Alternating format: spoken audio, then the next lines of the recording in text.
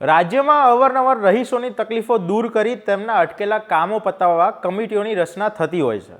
ત્યારે ગઈકાલે જ એક ઉચ્ચ કમિટીની રચના કરવામાં આવી છે, જેનું કામ રહેશે કૂતરાની વસ્તી નિયંત્રણ કરવાનું, એટલે કે તેમની નસબંધી કરવાનું। હા, તમે જે સાંભળ્યું એ સાચું છે।